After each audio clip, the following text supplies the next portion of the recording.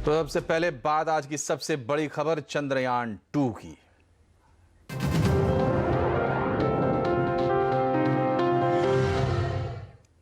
आज भारत ने अंतरिक्ष में अपनी अब तक की सबसे बड़ी छलांग लगा दी है। आज दोपहर 2:43 पर चंद्रयान 2 को सफलतापूर्वक लॉन्च कर दिया गया। भारत की ये उड़ान पूरी दुनिया के लिए भी ऐतिहासिक है, क्योंकि चंद्रयान 2 की सफलता से दुनिया को यह पहली बार पता लगेगा कि चांद की सतह पर पानी के जो संकेत मिले हैं उनमें कितनी सच्चाई है, कितना दम है। चंद्रयान ये भी पता लगाएगा कि वहां पर कौन से खनिज तत्व मौजूद हैं। ये चंद्रमा के साउथ पोल पर पहली लैंडिंग भी होगी। आज से 48 दिन के बाद यानी 6 सितंबर को चंद्रयान के दो अहम हिस्से लैंडर और रोवर चांद की सतह पर उतरेंगे। लैंडर लैंडिंग के बाद अपने स्थान पर रहेगा, जबकि रोवर चांद की सतह पर घूमकर वहां पानी और खनिजों का पता लगाएगा। ये दोनों हिस्से वैज्ञानिकों के संपर्क में रहेंगे। पहले 15 जुलाई को ही चंद्रयान 2 का प्रक्षेपण होना था, लेकिन इसके रॉकेट GSLV मार्क 3 में ईंधन भरते वक्त कुछ खामी आ गई थी और लॉन्च टल गई थी। राष्ट्रपति रामनाथ कोविंद और प्रधानमंत्री नरेंद्र मोदी ने इस कामयाबी पर वैज्ञानिकों को बधाई दी है। चंद्रयान 2 की सफल लॉन्च के बाद इसरो के चेयरमैन के सिवान समेत मिशन से जुड़े सारे वैज्ञानिकों ने एक दूसरे को बधाई दी और सेलिब्रेट किया। इसरो प्रमुख के सिवान ने कहा कि पिछले हफ्ते जो तकनीकी दिक्कत थी उसे दूर कर चंद्रयान 2 को सफलतापूर्वक लॉन्च कर दिया गया है। GSLV मार्क 3 M1 रॉकेट ने चंद्रयान को कामयाबी से पृथ्वी के ऑर्बिट में पहुंचा दिया है। ये चंद्रमा की तरफ हमारी सबसे महत्वपूर्ण एक शुरुआत होगी। ये हम सब के लिए खुशी की बात है, ये कहना है के सिवान का। GSLV Mark 3 vehicle successfully injected Chandrayaan 2 in the defined orbit. In fact, the orbit is 6,000 kilometers more than what our internet is better.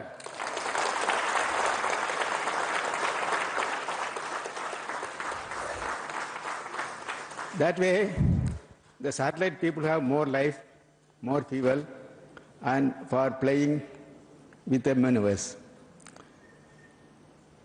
Actually, it is the beginning of a historical journey of India towards moon. और चंद्रयान 2 पर बात करने के लिए हमारे साथ जुड़ चुके हैं नेहरू प्लानिटेरियम के डायरेक्टर अरविंद परांजपे। परांजपे साहब, आपका बहुत बहुत स्वागत है CNBC आवाज पर। पहला सवाल आपसे ये कि जैसा के सिवान ने बताया कि सफलतापूर्वक प्रक्षेपण हो गया है और जैसा वो कह रहे थे कि कुछ 6000 किलोमीटर का एडवांटेज भी मिला है, जिसके चलते ईंधन भी बचेगा और थोड़ा एक्स्ट्रा टाइम भी होगा हमारे पास, तो अब हमें किस चीज का इंतजार करना चाहिए या 6 सितंबर तक कैसे कैसे प्रक्रिया आगे बढ़ेगी? शिवन साहब ने बिल्कुल सही कहा। अब खैर वो तो चेयरमैन है इसरो के, तो उन्होंने सही ही बोला है हमें कि 6000 किलोमीटर की हमें हायर ऑर्बिट मिला हुआ है। तो अभी होगा ये कि ये चंद्रयान जो है वो पृथ्वी की परिक्रमा करता रहेगा और बीच में एक ऐसा समय आएगा कि जब वो इतनी ऊंचाई पार कर लेगा कि उसको हम चंद्रमा की कक्षा में स्थापित कर सके। अब चंद्रमा की कक्षा में स्थापित करने का मतलब ये हुआ कि उस समय तक चंद्रयान जो है वो पृथ्वी के गुरुत्वाकर्षण के बल में रहेगा, तो यदि वहां पे गिरता भी है तो वो पृथ्वी की तरफ खींचा रहेगा। पर उसके बाद में उसको थोड़ा सा बल दे करके, थोड़ा सा पुश दे करके आप उसको चंद्रमा की कक्षा में ले जाएंगे, तो उसके बाद में उस यान पर चंद्रमा के गुरुत्वाकर्षण का प्रभाव रहेगा। अब वहां पे वो कुछ चंद्रमा के इर्द गिर्द चक्कर लगाने के बाद में उस चंद्रयान में एक ऐसा जो ऑर्बिटर है उसमें एक ऐसा कैमरा है, बहुत शक्तिशाली कैमरा है, कि वो ये पता लगाएगा कि यान को कहाँ पे, विक्रम यान को कहाँ पे उतरना होगा। तो वो बड़ी सटीकता से वहां के चित्र लेगा और फिर ये डिसाइड किया जाएगा कि वो किस जगह पे उसने उतरना है। तो ये विक्रम लैंडर उतरने के बाद में, जैसे आपने भी कहा कि विक्रम लैंडर उतरने के बाद में कुछ थोड़ी देर तक वो आराम करेगा वहां पे, क्योंकि चंद्रमा की जो मिट्टी है वो तो ऐसी मतलब भूरी भूरी सी मिट्टी है, तो हवा तो है नहीं वहां पे, पर जब लैंडर उतरेगा तो उसका जो ब्लास्ट होगा उससे वो हिलेगी, तो वो जब तक मिट्टी जम ना जाए, जब ये उतर ना जाए पूरी तरह, तो तब तक वो विश्राम करेगा वहां पे। और उसके बाद में जब ये उनको पता लग जाएगा कि हाँ अब सब ठीक है, तो उसके बाद में रोवर को चंद्रमा पे उतारा जाएगा। तो रोवर की गति भी बहुत धीमी है। वैसे आपको ये भी बता दें, मतलब लोगों ने सुना है पर मैं दोबारा कह दूं कि इस लैंडर का नाम जो है वो विक्रम रखा हुआ है अपने जो देश के विक्रम अम्बाला साराभाई जो थे, साराभाई साहब के नाम से विक्रम रखा हुआ है। और लैंडर जो रोवर जो है वो प्रज्ञान है, तो वो उतरेगा और फिर बड़ी धीमी गति से, मैं सुना है कि 1 सेंटीमीटर पर मिनट के गति से वो चंद्रमा के ऊपर चलेगा बड़ी धीरे से। और उसमें एक बहुत महत्वपूर्ण बात है कि उसको आर्टिफिशियल इंटेलिजेंस से AI से सज्ज है वो, तो मतलब कई निर्णय जो है वो खुद ले पाएगा कि जैसे आगे जाना है नहीं जाना है, यदि सामने कोई पत्थर आता है तो मुझे क्या करना है, तो वो खुद संज्ञान होगा कि हाँ कि मुझे क्या किस तरीके से काम करना है। तो ऐसा वो रोवर रहेगा। जी अच्छा परांजपे साहब, अब तो ये जो यान है ये निकल चुका धरती से, और आप कह रहे हैं कि ये फिर पृथ्वी के गुरुत्वाकर्षण से बाहर जाएगा, चंद्रमा के ऑर्बिट में जाएगा, फिर कुछ ऑर्बिटर जो है वो कुछ फोटोग्राफ्स लेगा और डिसीजन होगा। तो ये धरती से हमारे वैज्ञानिकों से इनका संपर्क किस तरीके का होगा, और अभी से आगे होने वाली जो भी घटनाएं हैं वो किस हद तक हमारे नियंत्रण में है, और कितना कुछ खुदा न खास्ता हमें उसके लिए थोड़ा सा कह सकते हैं कि हम जैसे आम लोग प्रार्थना कर सकते हैं। जी बिल्कुल, आपने बहुत सही कहा कि पहले तो नियंत्रण में है, अभी तो हमारे नियंत्रण में है, हम उसको कुछ उसको दिशा दे सकते हैं। पर एक हमें ध्यान में रखना होगा कि चंद्रमा और हमारी जो दूरी है वो 3,80,000 के करीब उसकी दूरी है। तो वो जो दूरी हम देखेंगे तो इतना आंकड़ा शायद लोगों के समझ में ना आए, पर हम यदि वो दूरी समय में मापना चाहें तो जमीन से, मतलब हमारे पृथ्वी से यदि चंद्रमा तक कोई यान तक हमें सिग्नल भेजना है तो उसमें 1.2 सेकंड की देरी लग सकती है। और ये देरी जो है वो बहुत महत्वपूर्ण है, बहुत किसी समय में वो ज्यादा भी हो सकती है। 1 सेकंड बड़ा छोटा अंतराल नहीं है समय का, कई बार ये बहुत बड़ा अंतराल हो जाता है, 0.1 सेकंड तक हम लोग बात करते हैं। तो उसके चलते ये जो यान जो वहां पे उतरेंगे, इसीलिए उसको बड़ी बड़ी सटीकता से आर्टिफिशियल इंटेलिजेंस से भी सज्ज किया है कि आप उतरे तो आप कुछ महत्वपूर्ण डिसीजन लेने के लिए आपको पृथ्वी का इंतजार ना करना पड़े, आप खुद उसको डिसीजन ले सके। तो इतनी ये बहुत बड़ी उपलब्धि होगी कि जब वो चंद्रमा पे कदम रखेगा, उसके पहिए और उतरेंगे और फिर वो चंद्रमा पे चलने लगेगा। जी अच्छा परांजपे साहब, आप ये पहली बात तो आप ये कह रहे हैं कि 1.2 सेकंड का अंतर होगा, जो सिग्नल वहां से चलेगा तो इतना उसमें टाइम लैप्स होगा हमारे तक पहुंचने में। इतना टाइम लैप होगा क्योंकि जो है हम प्रकाश की गति जो है तकरीबन 3 लाख किलोमीटर प्रति सेकंड है, और हम तो यहाँ पे 3 लाख किलोमीटर से ज्यादा दूरी पे चंद्रमा है। तो उतना समय तो लगेगा। तो जैसे मतलब ये भी कह दूं, लेकिन उसके लिए भी हमने आर्टिफिशियल इंटेलिजेंस से लैस किया हुआ है अपने रोवर को और लैंडर को, जहां तक मैं समझ पा रहा हूं। बहुत ही दिलचस्प बातचीत आपसे हो रही थी और बहुत ही अच्छे तरीके से आपने बिल्कुल आम भाषा में समझाया, ये तमाम बातें बताई। आपका बहुत बहुत धन्यवाद अरविंद परांजपे साहब, CNBC आवाज से जुड़ने के लिए। धन्यवाद। और अब हम बढ़ते हैं दूसरी खबरों की तरफ। आज से 50 साल पहले 20 जुलाई 1969 को नील आर्मस्ट्रांग ने चांद पर पहला कदम रखा था, और आज हम चंद्रमा पर बस्तियां बनाने का सपना भी देख रहे हैं। लेकिन हम ऐसा सच में कर पाएं, इसके लिए चंद्रमा के कई रहस्यों पर से पर्दा उठना जरूरी है। चंद्रयान 2 इसमें बहुत बड़ी मदद करेगा, क्योंकि ये चंद्रमा के दक्षिणी ध्रुव पर उतरेगा। चंद्रयान 2 चंद्रमा के कई रहस्य खोलेगा, क्योंकि ये पहला मिशन है जो चंद्रमा के दक्षिणी ध्रुव पर उतरेगा। चांद के सबसे रहस्यमयी और संभावनाओं वाले क्षेत्र दक्षिणी ध्रुव पर आज तक कोई देश नहीं पहुंचा है। यहाँ सूरज की किरणें तिरछी पड़ती हैं, तापमान कम होता है, इसलिए यहाँ बर्फ या पानी मिलने की संभावनाएं सबसे ज्यादा हैं। अगर यहाँ पानी मिलता है तो ये अंतरिक्ष में मानवीय बेस कैंप बनाने की सबसे मुफीद जगह होगी। पानी मिलेगा तो उससे ऑक्सीजन भी प्राप्त किया जा सकेगा। इसके अलावा दक्षिणी ध्रुव पर 200 दिनों तक सूर्य की किरणें होती हैं, जो ऊर्जा का स्रोत होंगी। अगर ऐसा मिला तो मंगल ग्रह तक पहुंचना भी आसान हो जाएगा। चंद्रयान 2 दक्षिणी ध्रुव पर खनिजों और ऊर्जा के दूसरे स्रोतों की तलाश भी करेगा। यही नहीं, चांद की उत्पत्ति को लेकर अभी कई सिद्धांत चलन में हैं। चंद्रयान जो डाटा इकट्ठा करेगा, उससे ये भी पता चलेगा कि असल में चांद की उत्पत्ति की कौन सी थ्योरी सही है।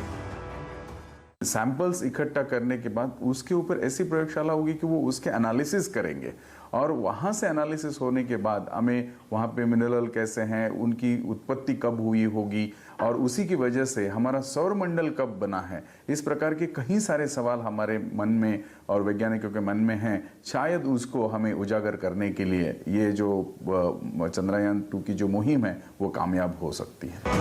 अमेरिकी स्पेस एजेंसी नासा भी चंद्रमा के दक्षिणी ध्रुव पर अंतरिक्ष यात्रियों को उतारने की तैयारी कर रहा है। ये मिशन 2024 में प्रस्तावित है। नासा ने कहा है कि दक्षिणी ध्रुव पर पानी और दूसरे संसाधनों की सबसे ज्यादा संभावना है। रोहन सिंह, दिल्ली। और अब वापस आते हैं धरती की खबरों की तरफ। कर्नाटक के नाटक का आज डे एंड हो सकता है। स्पीकर इस बात पर अड़ गए हैं कि आज ही विश्वास प्रस्ताव पर वोटिंग हो। उन्होंने दो टूक कहा कि वो सदन स्थगित नहीं करेंगे, चाहे देरी क्यों ना हो जाए। हालांकि कुछ देर पहले भारी हंगामे के बाद सदन को थोड़ी देर के लिए स्थगित करना पड़ गया था। इससे पहले कुमारस्वामी ने बुधवार को वोटिंग कराने की मांग की थी। उन्होंने कहा था कि सुप्रीम कोर्ट से उन्हें कुछ सफाई चाहिए व्हिप जारी करने का अधिकार कर, इसके बाद ही वो चाहते हैं कि वोटिंग हो। बहरहाल अभी क्या हालात है और क्या कुछ चल रहा है कर्नाटक में, डिटेल्स के साथ हमारे संवाददाता प्रतीक श्रीवास्तव हमसे जुड़ गए हैं। प्रतीक, ये बताइए ताजा अपडेट क्या है, क्या चल रहा है कर्नाटक विधानसभा में? देखिए, इस वक्त कर्नाटक विधानसभा में बहस चल रही है और बहस के बाद वोटिंग की संभावना है और ये बात बिल्कुल स्पष्ट है कि आज ही इसकी वोटिंग होनी है।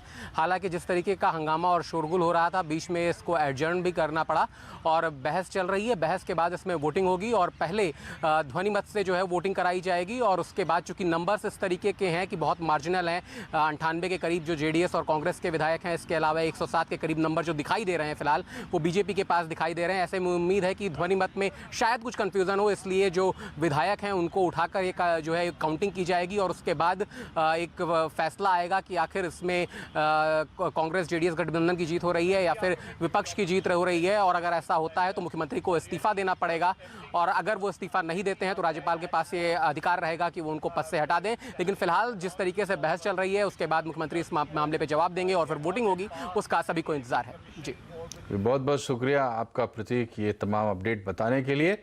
और अब बात बाजार की, जहां बियर्स का पलड़ा भारी दिख रहा है। लगातार तीसरे दिन बाजार में गिरावट हावी रही। आज सेंसेक्स 300 अंक टूटा है, जबकि निफ्टी 11,350 के स्तर को तोड़ चुका है। बैंक निफ्टी ने भी 450 अंकों का गोता लगाया है। बाजार की चाल का पूरा ब्यौरा देने के लिए हमारे साथ हैं सहयोगी सुमित मल्होत्रा। सुमित, ये बताइए आज किन सेक्टर्स और शेयरों ने सबसे ज्यादा फोकस बनाया? वाले शेयरों की बात कर लेते हैं। आज एकाएक खरीदारी आई यस बैंक के अंदर, शॉर्ट कवरिंग कह सकते हैं, इसमें खरीदारी देखने को मिली और दिन के ऊपरी स्तरों के करीब ही यस बैंक बंद होता हुआ दिखाई पड़ा। इसके अलावा वेदांता दूसरा नाम है, 4.25% की बढ़त, हिंडाल्को 3.5% और जी एंटरटेनमेंट करीब 3.25% की बढ़त देखने को मिली। गिरने वाले शेयरों में H2B2 यानी कि HDFC और HDFC बैंक, बजाज फाइनेंस और बजाज फिनसर्व, इन दोनों में तेज बिकवाली थी। बजाज फिनसर्व करीब 5.5%, HDFC करीब 5%, कोटक करीब 3% और आयशर करीब 3.5% टूटकर बंद हुआ। तो यहां पर तेज बिकवाली आते हुए दिखाई पड़ी। बैंकिंग शेयरों में आज जोरदार गिरावट थी, जिसमें lead HDFC bank, RBL 4.5%, Kotak 3.5%, federal 3.5%, HDFC bank जैसा दिग्गज जो कि करीब 3-3.5% टूटा, SBI करीब 1.5%। तो सभी दिग्गज बैंकों में बिकवाली है और मिड कैप बैंक्स के अंदर भी प्रेशर आता हुआ दिखाई पड़ रहा है। हाउसिंग फाइनेंस स्पेस और NBFC स्पेस में भी आज काफी दबाव था, जिसमें ईडलवाइज करीब 6%, HDFC 5%, बजाज फिनसर्व 5.5% और 5 पैसा करीब 5% की। इनफैक्ट ये ग्रुप की मेजर छोटी कंपनियां जो थी वहां पे खरीदारी थी, लेकिन इन चारों ने इस पूरे सेक्टर को नीचे की तरफ ड्रैग कर दिया। इसके अलावा रियल्टी स्पेस के अंदर बिकवाली, जिसमें IB रियल इसे लीड कर रहा था करीब 7% की बिकवाली के साथ, प्रेस्टीज एस्टेट 3%, ओबरॉय रियल्टी 2.5% और शोभा भी करीब 1% नीचे गिरकर बंद हुआ। शुरुआती जो दबाव था वो गोदरेज प्रॉपर्टी में था, लेकिन सेकंड हाफ में कुछ बाइंग आते हुए दिखाई पड़ी। मेटल स्पेस से आज खरीदारी का दिन था, इसमें वेदांता लीड कर रहा था, करीब 4% की बढ़त थी। सेल करीब 4.25% ऊपर, जेएसपीएल करीब 3.5% चढ़कर बंद हुआ और हिंदुस्तान जिंक में भी आज खरीदारी देखने को मिली। तो मेटल स्पेस में बाइंग थी, इसको हिंडाल्को, हिंदुस्तान जिंक दोनों में खरीदारी देखने को मिली। ऑटो शेयरों में खरीदारी थी जिसमें आज मारुति अच्छा लीड कर रहा था, 2.5% की बढ़त, एक्साइड 2.5%, मदरसन 1% और टाटा मोटर्स भी करीब 1.5% चढ़कर बंद हुआ। कैपिटल गुड स्पेस में कुछ बिकवाली, जैसे एचईजी और ग्रेफाइट, इन दोनों में तेज बिकवाली थी, करीब 6% नीचे रहा एचईजी। वी-गार्ड 2% और कल्पतरू भी करीब 3.5% गिरकर बंद हुआ। इसके अलावा नंबर्स का इंपैक्ट देखने को मिला। इंडिगो में एक नंबर्स के बाद खरीदारी देखने को मिली, 4% ऊपर बंद हुआ इंडिगो। श्रीकालास्ती पाइप करीब 6% ऊपर और जीएसके फार्मा 1.25% खरीदारी यहां पर भी आते हुए दिखाई पड़ी। तो एक अच्छे नंबर्स पे पॉजिटिव रिएक्शन और खराब नंबर्स पे नेगेटिव रिएक्शन, नंबरों की स्ट्रीम बढ़ रही है, तो आगे शायद बाजार उसी के अकॉर्डिंग कामकाज करता हुआ दिखाई पड़ेगा। तो ये थी मार्केट की हेडलाइट। शुक्रिया आपका बहुत बहुत सुमित। हम खबरों में आगे बढ़ते हैं। कोटक महिंद्रा बैंक के नतीजे आए हैं और पहली तिमाही के नतीजे अनुमान से चूके हैं। बैंक को 1360 करोड़ रुपए का स्टैंड अलोन मुनाफा हुआ है, जबकि उम्मीद 1385 करोड़ रुपए रहने की थी। वहीं ब्याज से आय 22.8% बढ़कर 3173 करोड़ रुपए आई है। नेट इंटरेस्ट मार्जिन में भी मामूली बढ़त रही, लेकिन फोकस में है बैंक के एनपीए, जहां उछाल देखने को मिला है। पहली तिमाही में ग्रॉस एनपीए 2.14% से बढ़कर 2.19% रहे हैं। और मोदी सरकार के 50 दिन पूरे हो चुके हैं। लोकसभा चुनाव में ऐतिहासिक जीत के बाद ये 50 दिन हुए हैं। इन 50 दिनों में सरकार के कामकाज की पूरी जानकारी के लिए चलते economics policy editor Lakshman Roy के पास। लक्ष्मण जी, ये बताइए 50 दिन में सरकार ने क्या उपलब्धियां हासिल की हैं और कौन से ऐसे वादे किए हैं, प्रॉमिसेस किए हैं, जिन्हें बड़ा माना जा सकता है, गेम चेंजर माना जा सकता है? देखिए, यहाँ पे दो बातें हैं जो मैं कहना चाहूँगा। पहली बात तो ये कि सरकार जब दूसरे चरण में भाजपा अपने चुनाव में उतर रही थी, तो वहाँ पे जो मैनिफेस्टो में वादे किए गए थे, उसके जो बड़ा हिस्सा था, जो खासतौर से किसानों के लिए, छोटे कारोबारियों के लिए, उस हिस्से को सरकार ने अपने पहले 50 दिन में पूरा कर लिया। यहाँ तक कि शपथ ग्रहण करने के साथ ही जो पहली कैबिनेट की बैठक हुई, ये पहला दिन था मोदी सरकार के दूसरे कार्यकाल का। उस पहले दिन ही सरकार ने फैसला लिया कि छोटे कारोबारियों को पेंशन की सुविधा दी जाएगी। इससे करीब 3 करोड़ छोटे कारोबारियों को फायदा होगा। इतना ही नहीं, 5 करोड़ जो किसान हैं, उनको भी, छोटे मझोले किसान हैं, उनको मुफ्त में पेंशन और बीमा की सुविधा देने का ऐलान किया गया। बात यहीं तक नहीं रुकी, आगे चल के सरकार ने सस्ते घर मुहैया कराने के लिए, बेघरों को घर मुहैया कराने के लिए करीब 2 करोड़ ऐसे घर बनाने का ये फैसला लिया। तो ये सारे फैसले थे जो लंबे समय से अटके पड़े थे, महीनों से अटके पड़े थे, उसको सरकार ने महज 50 दिन में उस पर हरी झंडी दे दी और उसको लागू कर दिया। इन सब के अलावा इतना ही नहीं, जब सरकार ने बजट पेश किया तो सरकार को इस बात की चिंता थी कि रोजगार एक बड़ा मुद्दा था जो चुनाव के दौरान भी था। तो रोजगार को बढ़ावा देने के लिए सरकार ने बड़े कॉर्पोरेट पर जो कॉर्पोरेट टैक्स था उसको घटा करके 30% से 25% करने का फैसला लिया। करीब 99% से ज़्यादा कॉर्पोरेट पर कॉर्पोरेट टैक्स घटा दिया। और अब सरकार के आने वाले दिनों में मुख्य जिम्मेदारी है, मुख्य फोकस कह सकते हैं कि निजी निवेश को बढ़ावा देना, रोजगार को बढ़ावा देना, और खासतौर से संसद सत्र जो चल रहा है उसमें ज़्यादा से ज़्यादा बिलों को पारित कराने पर रहने वाला है। यानी मुझे लगता है कि आने वाले दिनों में भी सरकार उसी रफ्तार से काम करेगी जिस रफ्तार से पिछले 50 दिनों में हमने देखा है। चलिए लक्ष्मण जी, आप बने रहिए, एक और खबर के लिए आपके पास आएंगे। मोदी सरकार के 50 दिन पूरे होने पर पर्यावरण मंत्री प्रकाश जावड़ेकर ने कहा कि मोदी जी ने वादों पर काम शुरू करके सबका विश्वास जीतने की पहल कर दी है। लोग ये महसूस भी कर रहे हैं। मोदी जी ने जो सत्ता संभालते ही कहा था कि सबका साथ, सबका विकास और सबका विश्वास और तेजी से विकास, तो ये जो दृष्टि है 50 दिन में उसी का दर्शन सबको मिला है। आपका रहन सहन हो या खर्च करने का तौर तरीका या फिर कंपनियों के बीच पैसे का लेन देन, अब हर कुछ पर सरकार की नजर रहने वाली है। सीएनबीसी आवाज को मिली एक्सक्लूसिव जानकारी के मुताबिक इसके लिए 2 अलग अलग डेटा बैंक बनाए जा रहे हैं। इसके डिटेल्स के लिए भी चलते हैं इकोनॉमिक पॉलिसी एडिटर लक्ष्मण राय के पास एक बार फिर से। लक्ष्मण जी, ये दोनों डेटा बैंक कैसे काम करेंगे और कब तक इस पर फैसला होने की संभावना देखते हैं आप? देखिए, सबसे पहले तो उस डेटा बैंक की बात करें जिसका लेना देना हमारे आपके रोज़मर्रा की ज़िंदगी से है। ये दरअसल नेशनल एक प्लेटफॉर्म बनाया जा रहा है। नेशनल प्लेटफॉर्म पे इलेक्ट्रॉनिक डेटा रखा जाएगा। इसकी जिम्मेदारी नीति आयोग के पास होगी। नीति आयोग ने इसके लिए टेंडर भी जारी कर दिया है और माना जा रहा है गिने चुने नामी गिरामी IT कंपनियाँ इसमें आगे आएंगी, वही डेटा संभालेंगी नीति आयोग के दिशा निर्देशन में। इसके तहत क्या होगा कि हम आप जो खर्च करते हैं, हम आपका रहन सहन कैसा है, हमारे पास कितनी गाड़ियाँ, कितना पेट्रोल भरवाते हैं, हमारा इनकम टैक्स रिटर्न क्या कहता है, हमारी आमदनी कितनी है, हम कैसे घर में रहते हैं, इस तरह के तमाम जानकारी जो है वो उस डेटा बैंक में रखा जाएगा। उसका मुख्य मकसद ये है कि जब हम सरकारी नीति बनाएं तो उस टारगेट ग्रुप को देख करके बनाएं जिसको हम वाकई में फ़ायदा देना चाहते हैं, और जब सरकारी नीति बनाएं तो सफलतापूर्वक लागू करने में इस डेटा बैंक का बेहतर तरीके से इस्तेमाल करें। लेकिन ध्यान दीजिए, इसके तहत गोपनीयता का पूरा ख्याल रखा जाएगा। दूसरा डेटा बैंक जिसका कॉर्पोरेट जगत से लेना देना है, खासतौर से कॉर्पोरेट फ्रॉड या वित्तीय घोटाले से बचने के लिए सरकार एक डेटा बैंक बनाने जा रही है। उसको फाइनेंशियल डेटा मैनेजमेंट सेंटर कहेंगे और कैबिनेट नोट तैयार कर लिया गया है, जल्दी कैबिनेट से मंजूरी मिलेगी। इसके तहत अलग अलग फाइनेंशियल सेक्टर के जो रेगुलेटर हैं, चाहे सेबी हो, RBI हो, IRD हो, उन सब के पास जो डेटा है वो कंबाइंड एक प्लेटफॉर्म पर डेटा रखा जाएगा। इतना ही नहीं, जितने भी दूसरे वित्तीय मामलों से डेटा है, कंपनियों का रिटर्न हो, कंपनियों का मुनाफा हो, सब का डेटा रखा जाएगा, और ताकि समय रहते किसी भी वित्तीय रिस्क जो है, फाइनेंशियल रिस्क, उसको पता लगाया जा सके, समय रहते कदम उठाया सके। ये इसका मकसद है। मुझे लगता है चाहे कंपनी हो चाहे आम शख्स, हर किसी के रोज़मर्रा की ज़िंदगी पर अब सरकार की नज़र रहने वाली है। चलिए, बहुत बहुत धन्यवाद आपका लक्ष्मण जी, ये पूरी खबर बताने के लिए। बड़े काम की खबर आम लोगों के लिए। और अब चिकन, मटन और मछली खाने के लिए और सुरक्षित हो गया है। केंद्रीय स्वास्थ्य मंत्रालय ने नोटिफिकेशन जारी कर कोलेस्टिन का प्रयोग प्रतिबंधित कर दिया है। CNBC आवाज़ ने आपको पहले ही बताया था कि सरकार जल्द ही कोलेस्टिन पर बैन लगाने जा रही है। इस एक्सक्लूसिव खबर के प्रतीक श्रीवास्तव जुड़ने वाला है हमसे।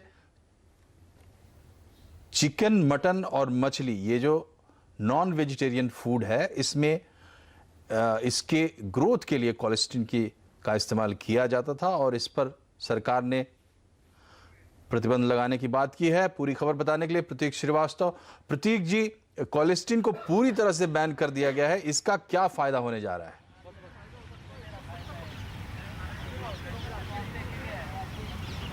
हमको तो नहीं लगता, शायद प्रतीक तक हमारी आवाज नहीं पहुंच पा रही है। एक बार फिर से कोशिश करेंगे।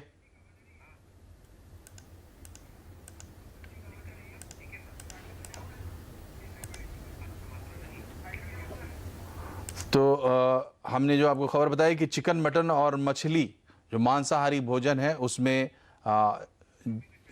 जीवों को बढ़ाने के लिए, ग्रोथ के लिए कोलेस्टिन का इस्तेमाल होता था, एक रसायन का, जिस पर अब भारत सरकार ने प्रतिबंध लगा दिया है। और इस प्रतिबंध के चलते अब आप मान सकते हैं कि ये चीज़ें खाना पहले से ज़्यादा सुरक्षित हो गया है। संवाददाता प्रतीक श्रीवास्तव जुड़ गए हैं हमसे। एक बार फिर से कोशिश करते हैं। प्रतीक, कोलेस्टिन को पूरी तरह से बैन कर दिया गया है, तो इसका फायदा सीधे तौर पर क्या फायदा होने वाला है? देखिए, इसका सबसे बड़ा फ़ायदा उन लोगों को पहुंचेगा जो लोग मांसाहार करते हैं, मीट, मुर्गा या मछली खाते हैं, क्योंकि जब वो इसका सेवन करते हैं तो उनके शरीर में कोलेस्ट्रीन भी जाता है। क्योंकि आमतौर पर जो पशुपालन करने वाले लोग हैं, जो पोल्ट्री फार्म चला रहे हैं या फिर मछली का पालन कर रहे हैं, वो अपने पशुओं को, जीवों को कोलेस्ट्रीन नाम की एंटीबायोटिक खिलाते हैं ताकि वो बीमार ना पड़े, वो स्वस्थ रहें। और अगर वो स्वस्थ रहेंगे तो उनका मांस जो है वो ज़्यादा होगा और उसकी कीमत उनको ज़्यादा मिलेगी। लेकिन इसका नुकसान उन लोगों को उठाना पड़ता है जो लोग इसका सेवन करते हैं, क्योंकि वो सिर्फ मुर्गा, मछली या मीट नहीं खा रहे होते हैं, उसके साथ साथ वो एंटीबायोटिक का भी कंजम्पशन कर रहे होते हैं। ऐसे में जब वो बीमार पड़ते हैं, वो खाने वाले लोग, तो वो डॉक्टर के पास जाते हैं, डॉक्टर उनको एंटीबायोटिक लिखता है और एंटीबायोटिक उनको असर नहीं करती है क्योंकि एंटीबायोटिक के खिलाफ उनके शरीर में पहले से ही प्रतिरोधक क्षमता विकसित हो चुकी होती है। यही वजह है कि केंद्रीय स्वास्थ्य मंत्रालय ने फैसला लिया है, ये नोटिफिकेशन जारी किया है कि कोलेस्ट्रीन का प्रयोग जो है वो इस तरह से नहीं किया जाएगा। कॉमर्शियल उपयोग के लिए, पशुओं की चर्बी बढ़ाने के लिए इसका प्रयोग पूरी तरीके से प्रतिबंधित कर दिया गया है। लेकिन वो लोग जो इसका सेवन करना चाहते हैं, उनके लिए थोड़ी सी बुरी खबर इस लिहाज से हो सकती है, जो लोग मांसाहार कर सकते हैं, क्योंकि इसकी कीमतें बढ़ सकती हैं, क्योंकि इनका मांस उस लिहाज से कम होगा, ये बीमार पड़ेंगी। जो हमारी बात हुई, जो इस तरह की फार्मिंग कर रहे हैं, पोल्ट्री फार्मिंग कर रहे हैं, उन लोगों का ये कहना है कि इसकी वजह से प्रोडक्शन हमारा घटेगा और इनकी प्राइसेस भी अप हो सकती हैं। बहुत बहुत शुक्रिया आपका प्रतीक, ये जानकारी देने के लिए। इधर यूपी के सोनभद्र में जमीन पर कब्जे की लड़ाई में हुए हत्याकांड में 10 लोगों की जान चली गई थी। आज आवाज अड्डा में हम आपसे पूछ रहे हैं कि क्या आप मानते हैं कि यूपी में योगी राज के दौरान कानून व्यवस्था की हालत बिगड़ी है? आप हमारे ट्विटर हैंडल CNBC_आवाज पर जाकर अपनी राय दे सकते हैं।